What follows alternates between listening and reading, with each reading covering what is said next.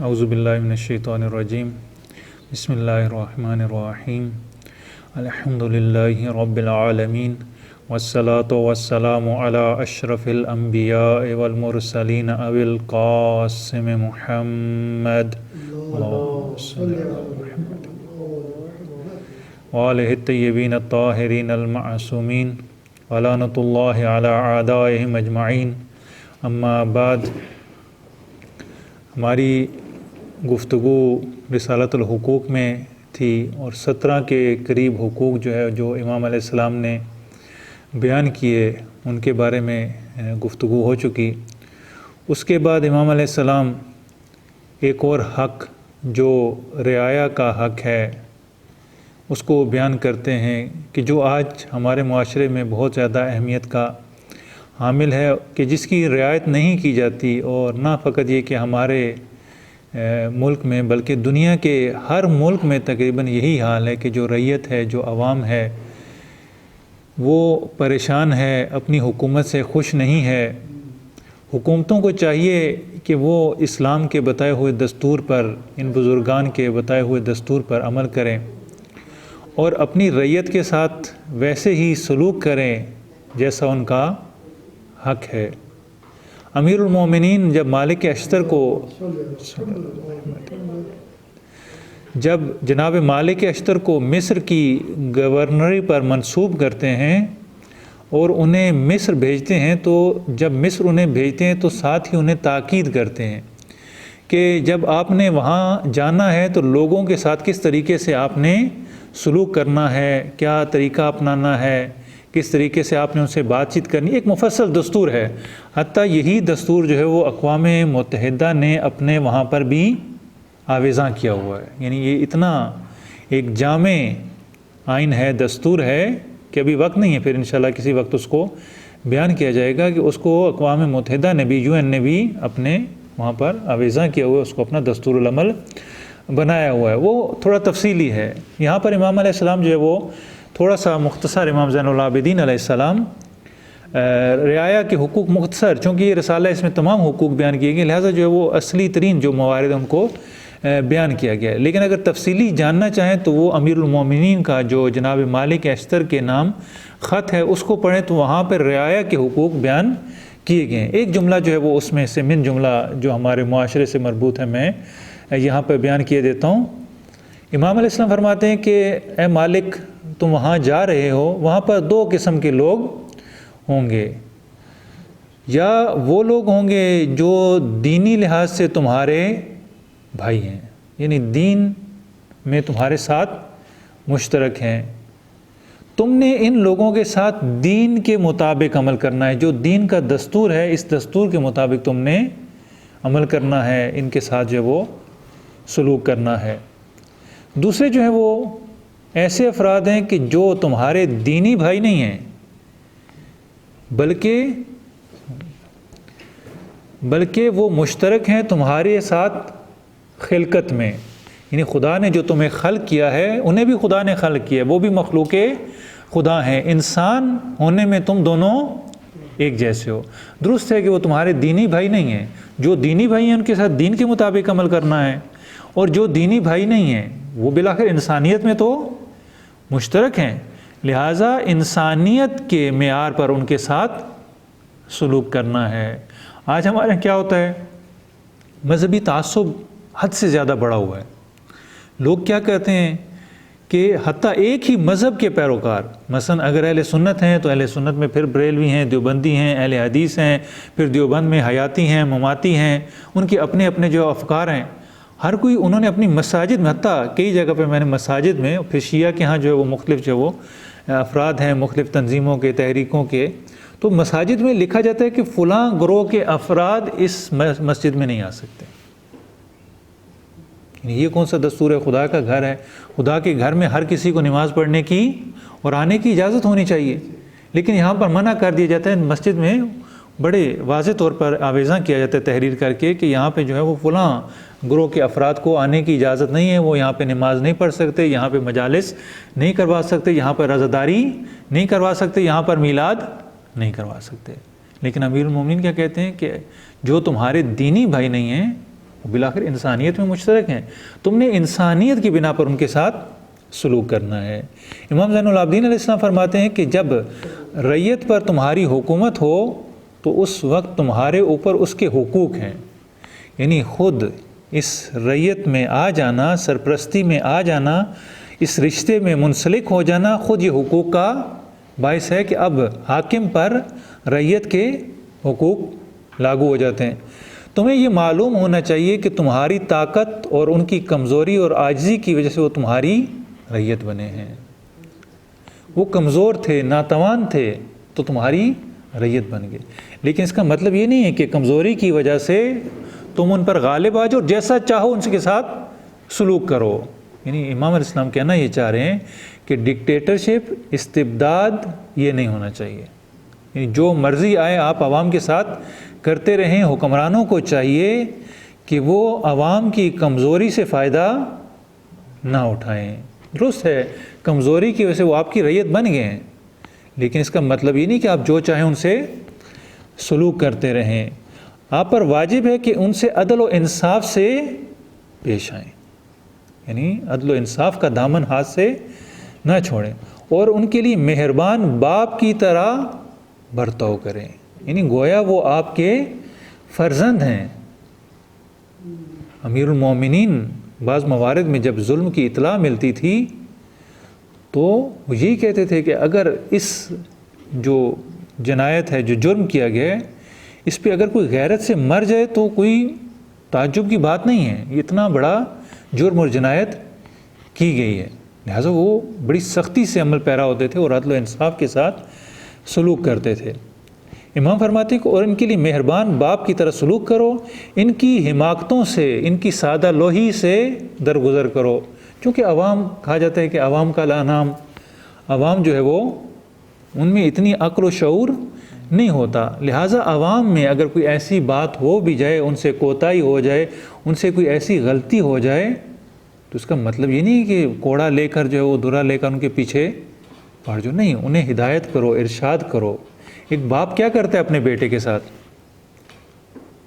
باپ اگر بیٹے سے غلطی ہوتی ہے تو اسے گھر سے نکال دیتا ہے، کیا پیٹنا شروع کر دیتا ہے، یا بیٹے کو سمجھاتا ہے طریقے سے؟ اگر اس سے غلطی ہو جاتی ہے، حماقت ہو جاتی ہے، کوئی ایسا عمل سرزد ہو جاتا ہے تو باپ اپنے بیٹے پہ بڑی شفقت کے ساتھ، بڑی مہربانی کے ساتھ اسے سمجھاتا ہے کہ دیکھو یہ کام تم نے صحیح نہیں کیا، تمہارا حق تھا کہ تم اس کو اس طریقے سے ادا کرتے، اور ان کو سزا دینے میں جلدی نہ کرو۔ یہ نہیں ہے کہ وہ تھوڑی سی کوئی غلطی ہو جائے اور پکڑ کر، آج تو ہمارے ملک میں پکڑ دھکڑ جو جاری ہے، تھوڑا سا جو ہے کسی نے طاقتور طبقے کے خلاف کچھ کہہ دیا تو ان کا جو پتہ ہی نہیں ملتا کہ وہ کدھر گئے کدھر نہیں گئے۔ نہیں، یہ بیچارے اگر ان سے کچھ ہو جاتا ہے تو آپ کو یہ نہیں کرنا چاہیے، اور اللہ تعالیٰ کی دی ہوئی قدرت اور طاقت پر اس کا شکر ادا کرو، اور جو بھی اس بات کو مد نظر رکھے کہ خدا نے جو اسے طاقت دی ہوئی ہے یہ خدا کی طاقت دی ہوئی ہے، اور اس پر اسے خدا کا شکر گزار بھی ہونا چاہیے۔ جو اس نقطے کو مد نظر رکھے گا وہ کبھی بھی عوام پر، اپنی رعیت پر ظلم نہیں کرے گا، کیونکہ اسے معلوم ہے کہ یہ طاقت میری نہیں ہے، یہ خدا کی دی ہوئی ہے، خدا کی دی ہوئی، اور اس کے بدلے میں مجھے خدا کا شکر ادا کرنا ہے، اور یہ میری ذمہ داری ہے، میری فضیلت نہیں ہے، یہ مقام منصب نہیں ہے، بلکہ کیا ہے، یہ ذمہ داری ہے۔ مثلا ائمہ علیہ السلام میں اور دوسرے لوگوں میں فرق یہی ہوتا تھا۔ ائمہ علیہ السلام کیا کرتے تھے؟ اگر حکومت ان کے ہاتھ میں آتی ہے، حکومت کے طلبگار ہوتے ہیں، تو اس لیے نہیں انہیں اقتدار چاہیے، انہیں شہرت چاہیے، انہیں طاقت چاہیے، انہیں دولت چاہیے، نہیں، ائمہ علیہ السلام کے بعض ادوار میں اگر ان کے پاس اقتدار آیا بھی تو انہوں نے اس سے غلط استفادہ نہیں کیا، بلکہ یہ اقتدار ان کے لیے وسیلہ تھا لوگوں کی ہدایت اور ارشاد کے لیے، لوگوں کو جو ہے وہ اس اصلی مقام تک لے جانے کے لیے، ان کے مقصد پر، صراط مستقیم پر چلانے کے لیے۔ لیکن دوسرے افراد جو تھے ان کے لیے کیا تھا؟ ان کے لیے حکومت، اقتدار وسیلہ نہیں تھا، بلکہ کیا تھا؟ ہدف تھا، ان کی منزل وہی اقتدار تھی، انہوں نے اقتدار حاصل کرنا تھا۔ لیکن ائمہ علیہ السلام کے نزدیک جو ہے وہ اقتدار ہدف نہیں تھا، اور ائمہ علیہ السلام نے دوسروں کو بھی یہی بتایا کہ دیکھیں یہ اقتدار، یہ طاقت، یہ شہرت، یہ ہدف نہیں ہے، یہ وسیلہ ہے، اس وسیلے سے آپ لوگوں کی خدمت کریں، ابھی کیا ہوتا ہے، ابھی ہمارے حکمران جو ہے وہ ہمارے حاکم بن کر ہمارے اوپر غالب ہو کر جو چاہے ہمارے ساتھ سلوک کرتے ہیں، اور ان کے نزدیک جو ہے وہ ہدف ہی حکومت حاصل کرنا ہوتا ہے، اور اس حکومت حاصل کرنے کے لیے جب یہ حکومت ہدف بن جاتا ہے تو اس کے لیے ہر جائز و ناجائز ذریعہ استعمال کیا جاتا ہے، یعنی جس ذریعے سے بھی ہمیں اقتدار حاصل ہو، اسٹیبلشمنٹ کے مثلا جو ہے وہ جو کچھ ان سے کرنا پڑے، ڈیل کرنی پڑے، امریکہ کے سامنے سر جھکانا پڑے، کسی اور طاقت کے سامنے سر جھکانا پڑے، کچھ بھی ایسا کرنا پڑے، عوام کو دھوکہ دینا پڑے، لیکن ہمیں جو ہے وہ اقتدار چاہیے ہر حالت میں۔ لیکن ائمہ علیہ السلام ایسے نہیں تھے۔ امیر المومنین کو جب اقتدار دیا گیا تو امیر المومنین کی جو حکومت تھی، اگر آپ اس کو دیکھیں تو یہ حکومت تقریباً باقی حکومتوں کے مقابلے میں ان کی اپوزیشن کی حیثیت رکھتی ہے، یعنی باقی جو اس سے پہلے حکومتیں گزریں اس کے مقابلے میں امیر المومنین کی حکومت اپوزیشن کی حیثیت رکھتی ہے، ان کے ہر لحاظ سے مختلف تھی، روش کے لحاظ سے، ہدف کے لحاظ سے، کام کرنے کے لحاظ سے۔ اب جب دو دور ختم ہو جاتے ہیں خلافت کے اور تیسرے دور میں جو وہ داخل ہونے لگتی ہے خلافت، تو شورا وہاں پہ بنائی جاتی ہے حکومت خلیفہ کے انتخاب کے لیے۔ امیر المومنین سے کہا جاتا ہے کہ آپ نے فقط یہ کہہ دینا ہے کہ میں سیر شیخین پر عمل کروں گا تو یہ خلافت آپ کی، ایک جملہ ہے صرف، آپ کے مان لیں۔ امیر المومنین کہتے ہیں کہ نہیں، میں حکومت کی خاطر یہ قبول کرنے کے لیے تیار نہیں ہوں، میں قرآن پر اور سنت رسول پر عمل کروں گا، لیکن اس کے علاوہ میں کسی کی سنت پر عمل نہیں کروں گا۔ حکومت نہیں لی، 12 سال یوں ہی گوشہ نشینی میں گزار دی، مزید 12 سال، لیکن حکومت نہیں لی، ایک جملے سے۔ اگرچہ جنہوں نے لی انہوں نے بھی اس وقت اقرار کیا کہ میں اسی پر عمل کروں گا، لیکن عمل نہیں کیا۔ امیر المومنین یہ تک برداشت کرنے کے لیے تیار نہیں کہ کوئی ان کی کردار پر انگلی اٹھائے کہ کل آپ نے یہ کہا تھا، آج آپ یہ کریں، آپ نے یو ٹرن لے لیا۔ نہیں، امیر المومنین یو ٹرن کے حامی نہیں ہیں، انہوں نے کہا نہیں۔ اسی طریقے سے آپ دیکھیں کہ امام صادق علیہ السلام کے پاس خلافت آتی ہے، امام صادق علیہ السلام سے کہا جاتا ہے کہ خلافت آپ کی، خود ان کی یعنی تھالی میں رکھ کے پیش کی جاتی ہے۔ ابو سلمہ خلال جب ان کا تحریک کامیاب ہوتی ہے بنی عباس کی، تو سب سے پہلا جو دعوت دی جاتی ہے خلافت کے لیے، انتخاب کیا جاتا ہے، وہ امام صادق علیہ السلام کا ہے۔ لیکن جب امام صادق علیہ السلام کے پاس ابو سلمہ خلال وزیر آل محمد جس کا لقب تھا، اس کا خط آتا ہے، تو امام علیہ السلام اس سے کہتے ہیں کہ تم نے مجھے خط پہنچا دی، اور خط لے کر وہیں پر آگ جل رہی ہوتی ہے، اس آگ میں ڈال دیتے ہیں۔ قاصد کہتے ہیں کہ میرا جواب دیجیے، کہتے ہیں جواب میں نے دے دیا، یعنی یہ خلافت مجھے نہیں چاہیے۔ اسی طریقے سے امام رضا علیہ السلام ہیں، جب ان کو خلافت مامون دیتا ہے تو امام علیہ السلام فرماتے ہیں کہ دو ہی صورتیں ہیں، یا تو خدا نے تجھے دی ہے یا خدا نے نہیں دی۔ اگر خدا نے دی ہے تو جو چیز خدا نے تجھے دی ہے تو کیسے مجھے دے سکتا ہے، اور اگر خدا نے تجھے نہیں دی تو جو چیز تیری ہے ہی نہیں وہ تو کیسے مجھے دے سکتا ہے۔ دونوں صورتوں میں مجھے تیری حکومت نہیں چاہیے۔ یعنی حکومت ائمہ علیہ السلام کے لیے اس معنی میں موضوعیت نہیں رکھتی تھی، ہدف نہیں تھی۔ وہ چاہتے تھے کہ اس حکومت کے ذریعے سے عوام کی خدمت کریں، انہیں صراط مستقیم پر چلا سکیں۔ یہ جو ہے وہ حکومت کی اصلی جو رول ماڈل ہے ہمارے لیے، وہ یہی شخصیات ہیں کہ انہوں نے اقتدار کو ٹھکرا دیا، کہا کہ ہمیں یہ اقتدار نہیں چاہیے۔ حتیٰ ابو سفیان آیا، اس نے کہا کہ آپ اگر کہیں تو میں مدینہ کی گلیوں کو فوج سے بھر دوں گا، آپ ایک دفعہ نام تو لیں، یہ کون خلیفہ بن بیٹھے ہیں، آپ کو بننا چاہیے۔ امیر المومنین کہتے ہیں تم کب اسلام سے اتنے مخلص ہو گئے ہو کہ تمہیں اسلام کا اتنا درد ہے کہ تم مجھے حکومت لے کر دینا چاہتے ہو۔ کیوں؟ اس لیے کہ امام علیہ السلام جانتے ہیں کہ یہ حکومت اگر ہمیں مل گئی تو یہ حکومت جو ہے وہ اصلی حکومت نہیں ہوگی، کٹ پتلی حکومت ہوگی۔ اصلی اقتدار ان لوگوں کے پاس ہوگا جو کنگ میکر ہیں۔ دیکھیں دو چیزیں ہوتی ہیں، ایک کنگ ہوتا ہے، ایک کنگ میکر ہوتا ہے۔ کنگ آگے ہوتا ہے، کنگ میکر پیچھے ہوتا ہے۔ طاقت کس کے پاس ہوتی ہے؟ کنگ میکر کے پاس ہوتی ہے۔ ائمہ علیہ السلام جانتے ہیں، امیر المومنین جانتے ہیں کہ اگر میں یہ قبول کر لوں ابو سفیان کا مشورہ اور اس کی جو پشتیبانی ہے تو کنگ میکر وہ ہو جائے گا، میرے ہاتھ میں کچھ نہیں رہے گا، جو میں کرنا چاہتا ہوں وہ میں نہیں کر پاؤں گا۔ امام صادق علیہ السلام کو معلوم ہے کہ کنگ میکر جو ہے وہ پیچھے بیٹھے ہیں، انہوں نے مجھے دی ہے، میں جو ہے وہ آگے ہوں گا لیکن میں کچھ نہیں کر سکوں. خلافت مہم ہے ائمہ علیہ السلام کے لیے، لیکن خلافت جس راستے سے آنی چاہیے وہ راستہ بھی مہم ہے.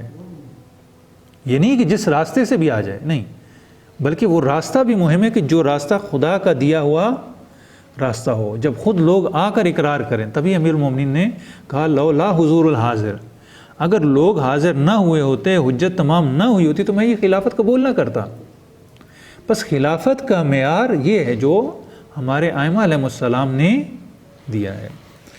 اس کے بعد جو ہے وہ اگلا حق جو امام علیہ السلام بیان کرتے ہیں وہ شاگرد کا حق ہے. کل استاد کا حق بیان ہوا، آج جو ہے وہ شاگرد کا حق ہے. ایسا نہیں ہے کہ ایک طرف کا حق ہو، جہاں پہ مالک کا حق بیان کیا وہاں پر غلام کا حق بیان کیا، جہاں پر حاکم کا حق بیان کیا وہاں پر رعیت کا حق بھی بیان کیا. شاگرد کا حق یہ ہے کہ تمہاری علمی رعیت ہیں، یعنی وہ تمہارے علمی طور پر عوام ہیں، تم ان کے سرپرست ہو. شاگردوں کا حق یہ ہے کہ تمہیں یہ معلوم ہونا چاہیے کہ خدا نے تمہیں جو علم عطا کیا ہے اور حکمت کا جو خزانہ تمہیں دیا ہے، اس میں تمہارے شاگردوں کا تمہیں سرپرست بنایا ہے. یہ خدا کی امانت ہے تمہارے پاس. ہوتا ہے کہ بعض لوگ مثلا جو ہے وہ اساتذہ میں معمولاً، خود ہم نے اپنی عملی زندگی میں دیکھا ہے کہ بعض اساتذہ جو ہیں وہ بڑے بخیل ہوتے تھے، یعنی وہ کسی کو علم نہیں دیتے تھے، کیونکہ اگر ان کو تھا کہ اگر ہم کسی کو کوئی چیز سکھا دیں گے تو کل ہمارے مقابلے میں آ جائے گا. یعنی یہ اکثر جو ایک آفت دامنگیر ہوتی ہے وہ یہی ہوتی ہے کہ اگر ہم نے اسے کچھ سکھا دیا، کہتے ہیں جیسے بلی شیر کی خالہ ہوتی ہے، سارے گر سکھا دیے ایک گر نہ سکھایا.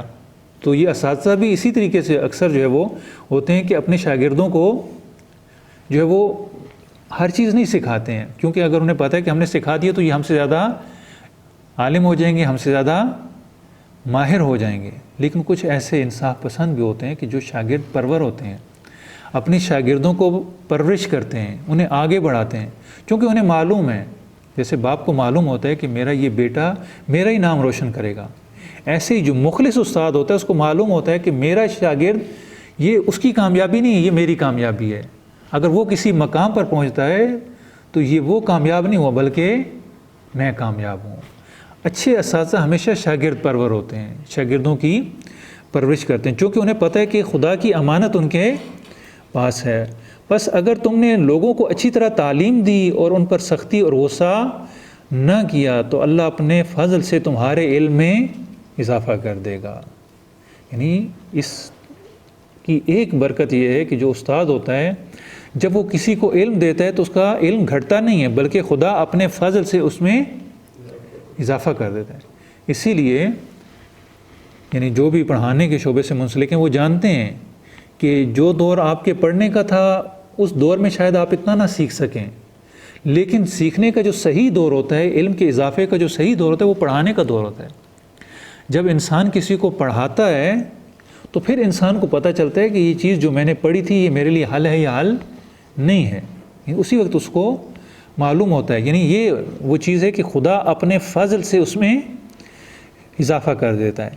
لیکن اگر اپنے علم کو یعنی وہ اپنے پاس رکھے گا اور لوگوں کو اس سے محروم رکھے گا یا علم سکھاتے ہوئے ان پر سختی سے پیش آئے گا تو ایسی صورت میں اللہ تعالیٰ پر ہے کہ ان کے علم و جمال کو جو ہے تجھ سے واپس لے لیں. لیکن اگر یعنی وہ علم کی قدر نہیں کرے گا تو خدا اس سے وہ علم واپس لے لے گا اور دلوں کے اندر جو مقام اور رتبہ ہے اس استاد کا جو ایسا کرتا ہے اس مقام اور رتبے کو گرا دے گا.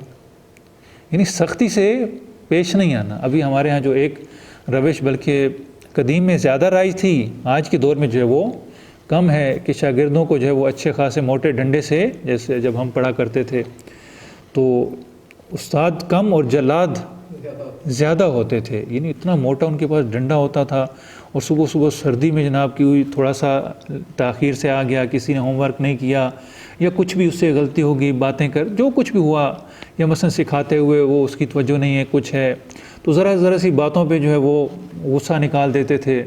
اور مثلا جو اسٹوڈنٹس ہوتے تھے وہ بھی نفسیات شناس ہوتے تھے، انہیں پتہ ہوتا تھا کہ یہ غصہ کہیں اور کا ہے، نکال کہیں اور رہا ہے. وہ کہا بھی کرتے تھے کہ یقیناً جو ہے وہ آج بیگم صاحبہ سے لڑ کے آئے ہیں کہ جس کی وجہ سے سارا غصہ جو ہے وہ ہمارے اوپر نکال رہے ہیں. یہ جو ہے وہ اس وقت ہوا کرتا تھا. آج بھی تقریباً کسی حد تک یہ کم ہو چکا ہے، لیکن ایسا ہی ہے بہرحال.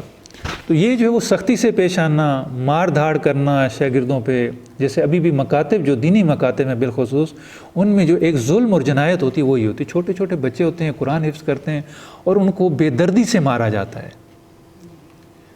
اگر آپ اسلامی نقطہ نظر سے دیکھیں، ایک استاد اگر اپنے شاگرد کو مار رہا ہے اور اس کے جلد پر سرخ نشان پڑ جاتا ہے، اب دیت واجب ہے اسلامی نقطہ نظر سے. اب اس کو دیت دینی پڑے گی. اگر اس کی ہڈی، یہاں پہ تو ہڈیاں توڑ دیتے ہیں، بندہ مار دیتے ہیں، تو یہاں پہ قصاص اور دیت، یعنی حتم، یعنی بہت بڑے بڑے مدارس میں یہ کام ہوتا ہے. نہیں، ایسا نہیں ہونا چاہیے.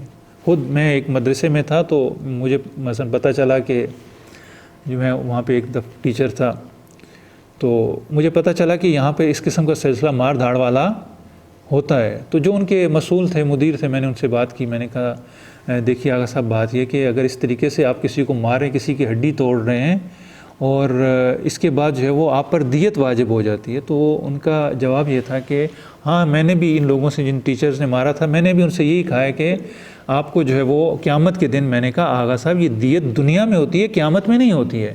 یہ دنیا کے لیے، اور آپ ایک دینی ادارے سے منسلک ہیں، اور دینی ادارہ اگر دین کی رعایت نہیں کرے گا تو پھر کون کرے گا؟ یہ جو ہے وہ ایک ایسا کبھی عمل ہے. مثلا ہمارے مدارس میں دھوپ میں کھڑا کر دیا جاتا ہے، مارا پیٹا جاتا ہے اور مرغا بنا دیا جاتا ہے. یہ ساری کی ساری چیزیں اسلامی تعلیمات کے منافی ہیں، اور کبھی بھی اسٹوڈنٹ جو ہے وہ ان سے سیکھ نہیں سکتے. ہمارے ملک میں بہت سارے لوگوں کے تعلیم سے بھاگنے کی وجہ اور ان پڑھ رہ جانے کی وجہ یہی سختی ہوتی ہے. بدظن ہو جاتے ہیں. یعنی وہ مار دھاڑ سے کہ یہ ہم سکول جائیں گے تو ہمیں مار پڑے گی، اور جو ٹیچرز ہوتے ہیں انہیں سکھانا بھی نہیں آتا، خود بھی پڑھے زیادہ نہیں ہوتے، اور انہیں خود بھی ایک چیز ان کے لیے جو ہے وہ حل نہیں ہوتی. لہٰذا جب وہ بیان کرتے تو انہیں پڑھانے کا نہ طریقہ آتا ہے، نہ سمجھانا آتا ہے، نہ بات کرنی آتی ہے. وہ صرف ڈنڈے کے زور پہ، اگر کسی نے خود پڑھ لیا، کسی کے ذہن میں جو ہے وہ آگی بات تو آگی، ورنہ انہوں نے کچھ بھی نہیں پڑھانا، اور خود اپنے کام میں لگے رہتے ہیں، شاگردوں سے اپنے کام کرواتے رہتے ہیں. بہر ایک عجیب فضا ہے. نہیں، یہ نہیں ہونا چاہیے. استاد اور شاگرد کو اگر اس کے حقوق معلوم ہوں، اس کو پڑھانے کا طریقہ معلوم ہو، تو یہ سارے مسائل پیدا ہی نہ ہوں.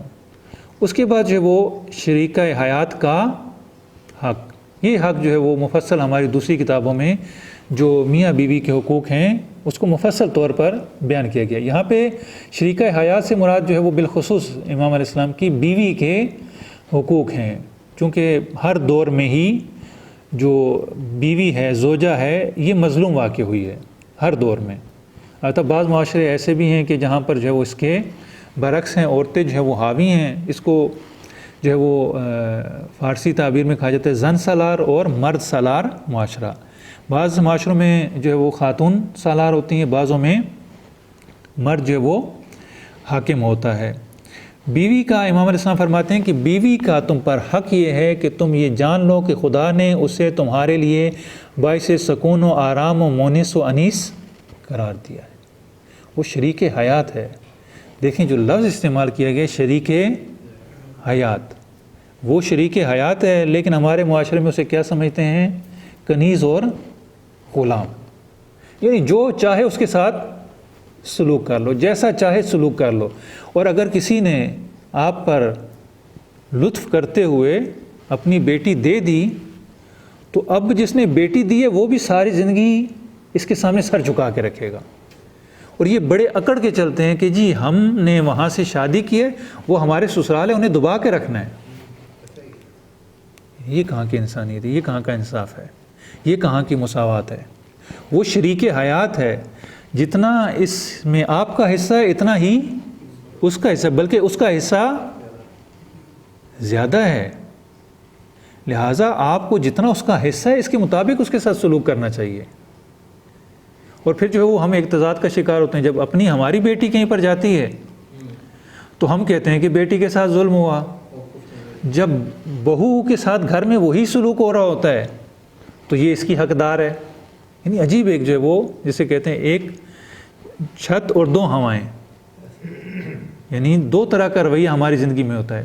بیٹی جو مرضی کرتی رہے، بیٹی کو شے دیتے ہیں، بیٹی کو جو مزید سپورٹ کرتے ہیں، بیٹی بڑی ہماری مظلوم ہے، بیٹی کے ساتھ یہ ہوتا ہے، بیٹی کے ساتھ وہ ہوتا ہے.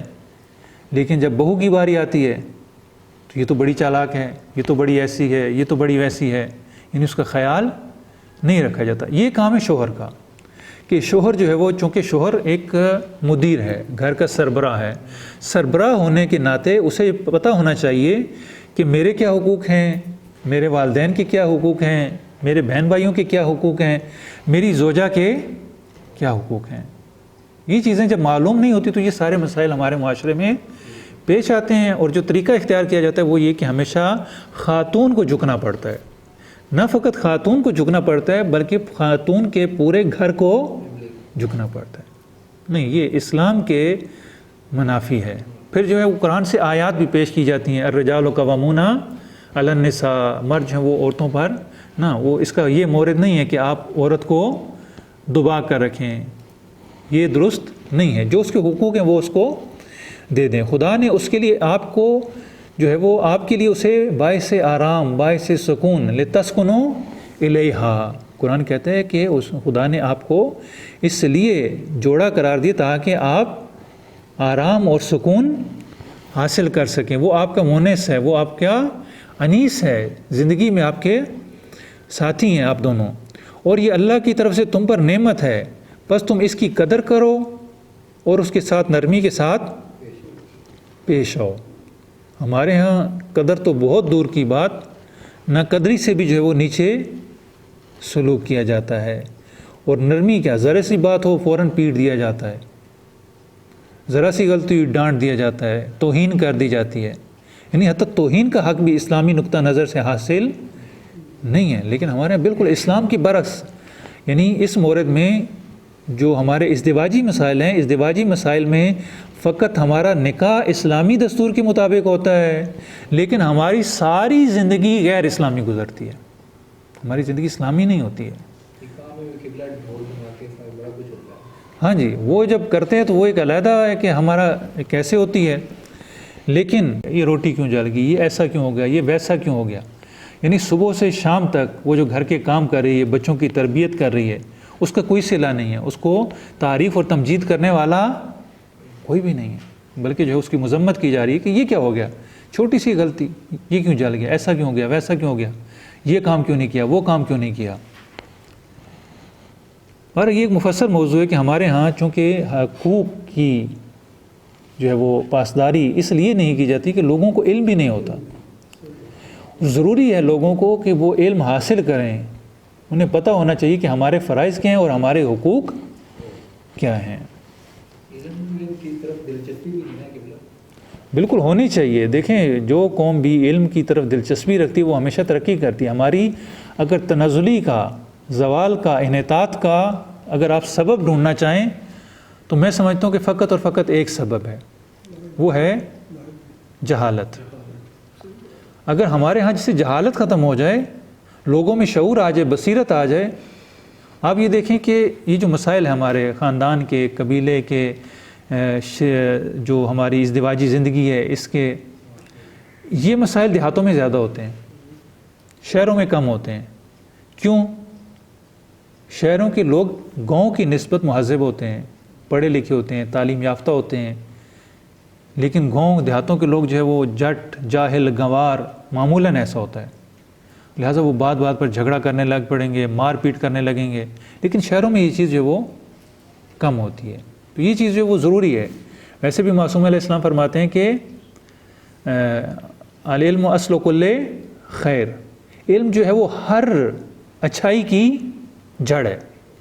والجہل اصل کل شر، اور جہالت ہر برائی کی جڑ ہے. اگر ہمارے معاشرے میں علم آ جائے، شعور آ جائے، بصیرت آ جائے، ہمارے کتنے ہی مسائل جو خود بخود حل ہو جائیں. ہماری مسئلہ یہ ہے کہ ہمارے پاس علم نہیں ہے اور ہم حاصل بھی نہیں کرتے. اس کے بعد امام اسلام کہتے ہیں کہ غلام کا حق. غلام کا حق جو وہ ہم جلدی سے گزر جاتے ہیں، البتہ یہاں پہ غلام سے مراد وہ غلام نہیں ہے جس دور میں ہوتا تھا، چونکہ اس غلامی کا سلسلہ تقریباً ختم ہو چکا. تو غلام سے مراد ابھی یہ کہ جو ہمارے ماتحت ہیں ان کا حق کیا ہونا چاہیے، یعنی ابھی یہ حق ان پر لاگو ہوتا ہے۔ امام علیہ السلام فرماتے ہیں کہ تمہارے مملوک اور غلام کا حق یہ ہے کہ تمہیں یہ معلوم ہونا چاہیے کہ وہ تمہارے پروردگار کا ہی پیدا کرتا ہے، وہ بھی انسان ہے، اس کے ساتھ انسانوں جیسا سلوک کرو۔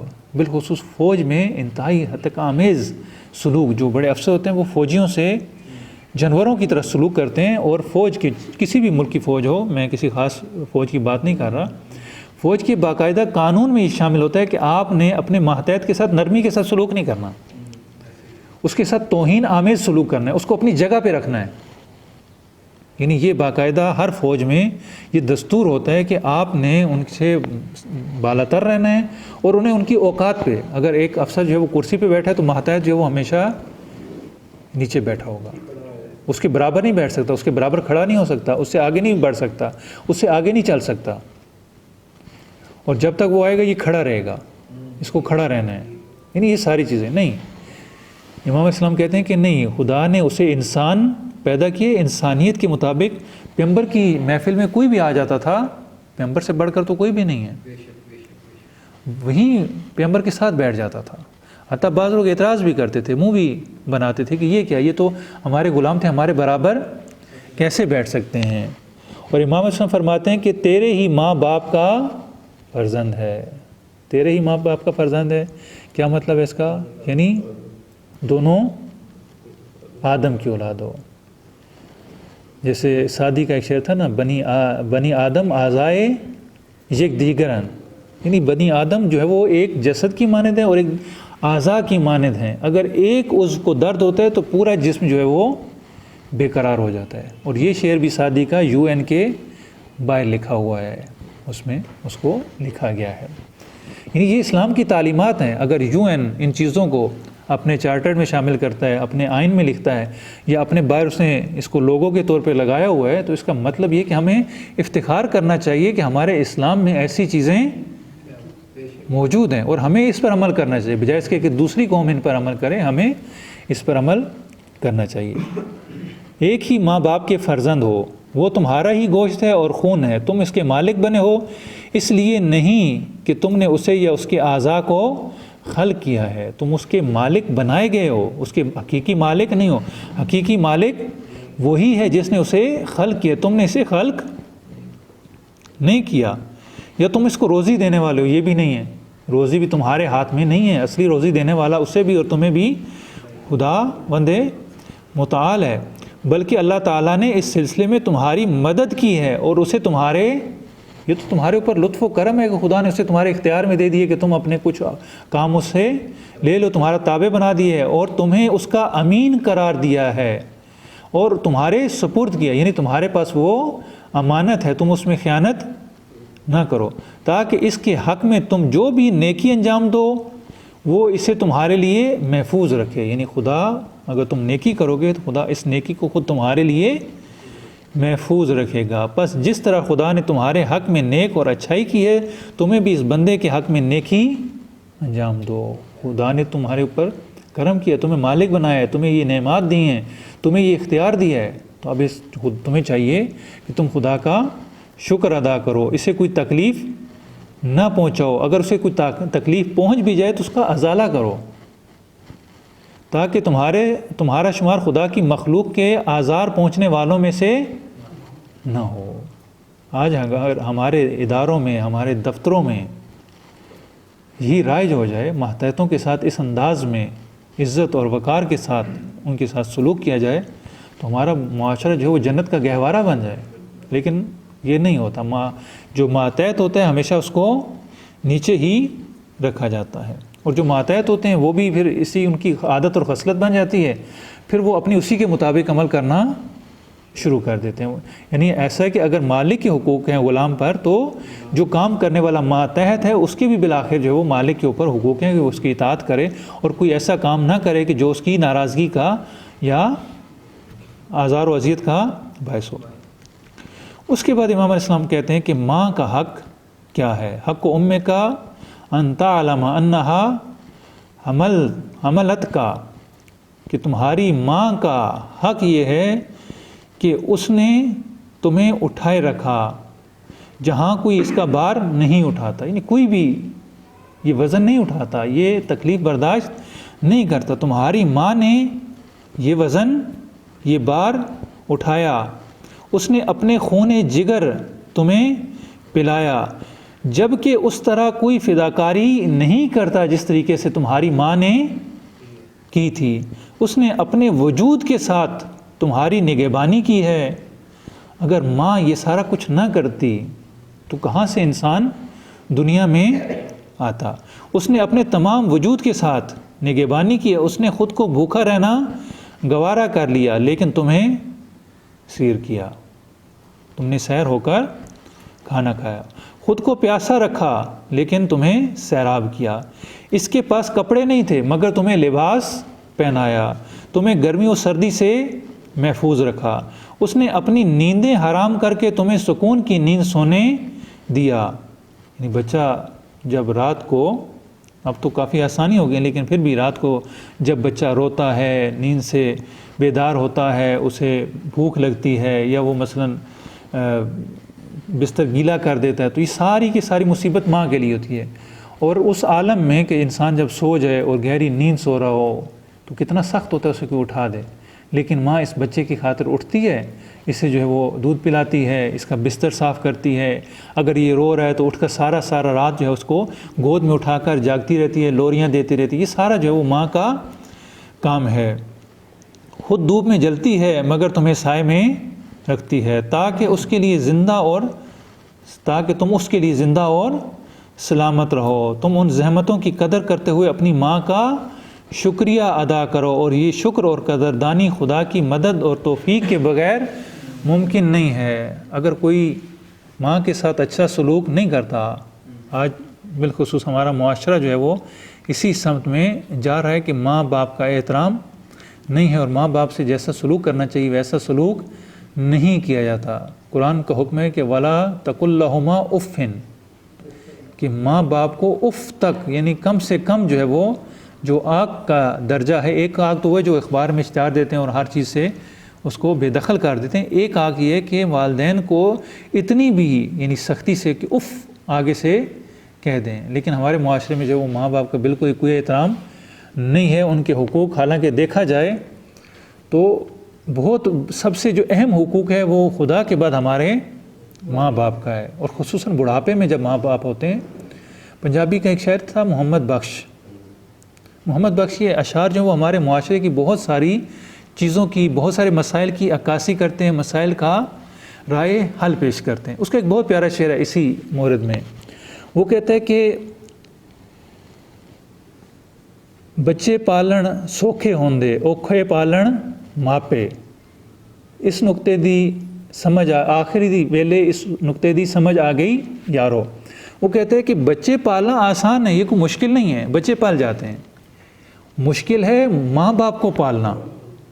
کہتے ہیں کہ آخری عمر میں مجھے اس بات کی سمجھ لگ گئی ہے کہ جب میں خود اس مرحلے میں پہنچا ہوں اور میرے بچے میرے ساتھ یہ سلوک کر رہے ہیں، یا والدین اس مرحلے میں پہنچتے ہیں اور بچے جوان ہو جاتے ہیں اور والدین کو اہمیت نہیں دیتے، وقت نہیں دیتے، ان کا خیال نہیں رکھتے، تو انہیں سمجھ آ جاتی ہے کہ کل ہم نے پالا تھا، یہ پالنا بڑا آسان تھا، لیکن آج جب ہمارے بچوں کو ہمیں پالنا پڑ رہا ہے تو یہ بڑا مشکل کام ہے۔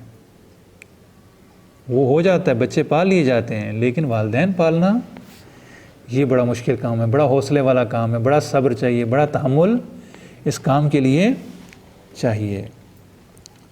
اور سب کو خدا توفیق دے، جن کے ماں باپ زندہ ہیں ان کی خدمت کریں، اور یہ خدا کی توفیق سے ممکن نہیں ہے۔ اگر کسی کو یہ دیکھ رہا ہے کہ والدین کے ساتھ اچھا سلوک نہیں کر رہا تو اس کا مطلب یہ ہے کہ خدا کی توفیق شامل حال نہیں ہے، کسی ایسے گناہ میں مبتلا ہے کہ اپنے والدین کی خدمت سے محروم ہے۔ لہٰذا اسے چاہیے کہ اپنے گناہوں سے توبہ کرے، خدا سے توفیق مانگے کہ خدایا مجھے توفیق دے کہ میں اپنے ماں باپ کی خدمت کر سکوں۔ اس کے بعد امام علیہ السلام فرماتے ہیں کہ باپ کا حق، تم پر تمہارے باپ کا حق یہ ہے کہ تمہیں یہ معلوم ہونا چاہیے کہ وہ تمہاری اصل اور بنیاد ہے، یہی یعنی تمہارے جو وجود کا درخت ہے یہ اسی سے ہے، تم اسی کی شاخ اور فر ہو، اگر وہ نہ ہوتے تو تمہارا وجود نہ ہوتا۔ تمہارا وجود جو ہے وہ اپنے باپ کے وجود سے ہے۔ بس جب تم اپنے اندر کوئی ایسی چیز دیکھو جو تمہیں خوشحال کر دے تو اس وقت تم یہ خیال کرو کہ اس نعمت کا سبب تمہارا باپ ہے۔ اگر انسان کو کچھ خوشحالی میسر آ جائے، راحتی میسر آ جائے، خوشی میسر آ جائے تو فوراً انسان کو سمجھنا چاہیے کہ یہ خوشی، یہ خوشحالی میرے باپ کی وجہ سے حاصل ہوئی۔ ہمارے معاشرے کا ایک المیہ یہ بھی ہے کہ والدین جب بوڑھے ہو جاتے ہیں، معمولاً یہ ہوتا ہے کہ ہمارے والدین جو ہے وہ ان پڑھ ہوتے ہیں، دیہاتی ہوتے ہیں، تو ایسے میں جو ہے وہ لوگ شرم کرتے ہیں کہ میں تو اتنے بڑے عہدے پر پہنچ گیا، میں تو اتنا بڑا عالم بن گیا، میں تو ڈاکٹر بن گیا، میں انجینئر بن گیا، میں یہ ہو گیا، میں وہ ہو گیا۔ اب وہ لوگوں سے چھپاتے ہیں اپنے والدین کو۔ کہیں پر اگر مثلا محافل ہو جاتی ہیں، کہیں شادی غمی کہیں پر بھی، تو لوگوں کو بتاتے ہوئے شرم محسوس کرتے ہیں کہ یہ ہمارے والد ہیں، یہ ہماری والدہ ہیں، کہ یہ ہم اتنے بڑے، ہم ایلیٹ کلاس میں رہ رہے ہیں، ایلیٹ کلاس کے لوگوں کے ساتھ ہمارا ملنا جلنا ہے، یہ ہے وہ ہے۔ اب لوگ کیا کہیں گے، کس نے ایسا باپ رکھا ہوا ہے؟ یعنی لوگ شرم محسوس کرتے ہیں۔ اب ایسے میں کیا کرتے ہیں بعض لوگ، واقعاً حقیقت ہے، ہمارے اپنے جو آبائی گاؤں ہے وہاں سے ایک جو بندہ تھا اس کا اچھا خاصا یعنی مالدار ہو گیا، تجارت کی، البتہ ہر الٹا سیدھا اس نے جس طریقے سے بھی وہ مال اکٹھا کیا وہ ٹھیک ٹھاک مالدار ہو گیا۔ اور اب اس نے ایک جگہ محفل تھی، گھر میں کوئی پروگرام تھا، تو بڑے بڑے لوگ آئے ہوئے تھے جو علاقے کے سرکردہ تھے، تو کسی نے کہا کہ بھیا ذرا اپنے والد سے تو ملا دینا، اب یہ پریشان ہو گیا۔ اس کا والد وہی دیہاتی آدمی، وہی پگڑی باندھے ہوئے، وہی کھیڑیاں پہنے ہوئے، سب کچھ۔ تو اب اسے شرم محسوس ہوئی کہ میں اتنے بڑے لوگوں میں اپنے باپ کو کیسے لے کر ہوں۔ یہ سید تھا، اس نے کیا کیا کہ ایک اور جو قریب ہی ایک چودھری صاحب تھے، پگڑی شملہ یہ وہ تھوڑا سا اچھا اس میں سوٹڈ بوٹڈ رہتے تھے، تو اس کو بلایا، پگڑی وگڑی نہیں، اس کو کپڑے پہنا کے لوگوں کے سامنے کہا کہ یہ میرے والد ہیں۔ یعنی اس حد تک بھی ہمارے معاشرے میں ہوتا ہے کہ اتنے لوگ گر گئے ہیں کہ اپنے والدین کو ان کا تعارف کرواتے ہوئے انہیں شرم آتی ہے۔ نہیں، اس میں شرم کس چیز کی؟ آپ کی اصل یہی ہے، آپ اپنی اصل بھولنی نہیں چاہیے، لہٰذا جو اس کو یاد رکھنا چاہیے۔ اگر کوئی خوشی میسر ہوئی ہے، راحتی، خوشحالی، تو یہ باپ کی وجہ سے ہے، لہٰذا باپ کا شکر ادا کرو اور اس پر خدا کا شکر ادا کرو، حمد و ثنا بجا لو، اور خدا کے علاوہ کوئی طاقت و قوت نہیں ہے۔ اس کے بعد جو ہے وہ اولاد کا حق ہے اور باقی حقوق ہیں، انشاءاللہ جو ہے وہ اس کو پھر بیان کریں گے۔ وصلی اللہ علی محمد وآل محمد۔